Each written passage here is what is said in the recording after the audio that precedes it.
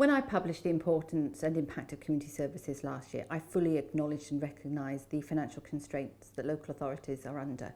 Financial constraints probably doesn't do justice to it. Across Wales, local authorities are having to make really acute spending decisions, difficult decisions. So I have always recognised that. But it is important that we do not use the current financial climate as a counsel of doom, if you like. We have to keep looking for solutions. And here are perhaps 3 offerings from me as Commissioner, based really on my engagement with older people, to local authorities across Wales. The first is the importance of social capital. We may have no cash anymore, but we have people, and those people are worth something to us. In fact, we know that older people alone are worth 1 billion to the Welsh economy. That's net of health and social care costs. If we were a business now, we'd be asking ourselves the question, how could we invest in those people to make that return on investment not 1 billion, but 2 billion? And there are some, I think, technical ways in which we can do that. We can look at the cooperatives across Wales, for example. We can look at more social investment in groups locally across Wales, but we can also look at how we can invest in older people themselves. Many older people want and are quite capable of being part of the delivery of those things that we saw traditionally as public services before. We need to draw on their skills and their knowledge and see them as not, if you like, a problem or liability, an issue to be addressed or supported, but actually as part and parcel fundamentally of the solution. No cash, but social capital galore that we could invest in. So that would be my first suggestion. My second one is very much based around being more joined up, and this is one of the findings of the report from Wales Audit Office. Now, when the Social Services and Wellbeing Act was published, I very strongly welcomed the duty it placed upon local authorities in respect of wellbeing. But I was critical that it placed that duty on directors of social services. I think that should be an overriding corporate duty. We need to see a much greater join up across portfolios between statutory services and those that are unhypothecated. And underpinning that, we need to see much more robust impact assessment, for example. So if a local authority has to make a spending decision or a cut, because let's call it what they are, they have to make a cut, for example, in their transport budget.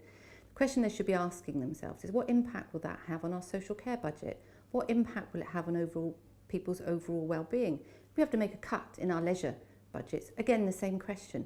What impact will that have on individuals? What impact will that have on statutory services and well?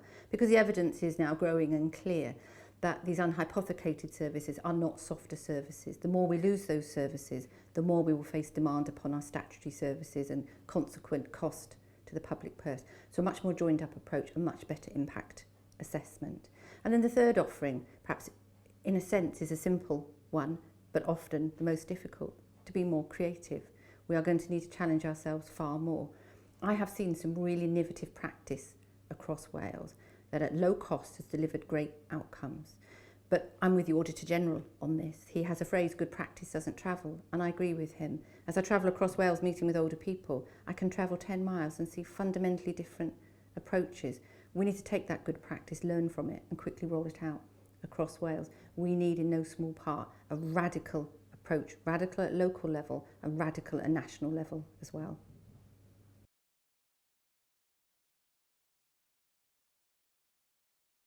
Well, I'm delighted with the report. It follows on from the work that my office has undertaken in relation to the importance of community services. They are the uber preventative services, and we lose them at our peril, at a peril to individuals, but also at perils to the public purse within Wales. There will be many people giving advice. Mine actually is quite simple, and there are 2 parts to that. The first is to focus on outcomes. Now, in all of my engagement with public bodies across Wales, and it's extensive, I see very little evidence of strong, clear, simple outcomes. Focusing on those outcomes is absolutely crucial if we are to do things not only differently, but better. I have never argued as Commissioner that things should stay the same. I know we're going to have to do them differently, but to get it right, those outcomes are crucial. And I just give you an example. We talk a lot about transport. I talk a lot about transport, talk a lot about buses. Buses actually aren't the point. The point is, how does Mrs. Jones, Mr. Evans get from home to hospital? How does he get from home to shops to buy the food? Because many people need to shop every single day. How do people get from home to their GP? How do they get from home to their friends? Because actually social contact is enormously important. There are different ways to support people getting from A to B. It to that focus on outcomes. And we live in a world that is actually really short in terms of clear and consistent outcomes. The second piece of advice I would provide is linked to that, which is about asking older people.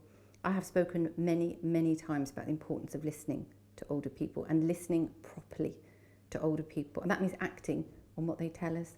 We now should be asking older people, how can we provide services differently, delivering on those outcomes that they've told us are so important. But more than that, we need to be going back afterwards as well, asking them, is it working for you? We do make great attempts to talk to older people, but talking to is fundamentally different from listening to and responding to what we hear from older people. And in respect of that, I would say we need to be careful that we fully understand who older people are. They're not a group part. They have huge knowledge and experience, not just by being dint of users of services, but of course they ran and worked in public services while many of us were younger, while they raised and taught us as well. We will only really listen when I see evidence that their knowledge and experience sits both at a macro strategic level and at an operational level in respect to service provision. You know, older people have lived through hard times, harder than most of us now will ever know. They know a thing or two about difficult, complex issues. Their voices are part of the solution. If we're really canny, we will move heaven and earth to make sure that we're not just asking them or listening, but actually using what they tell us.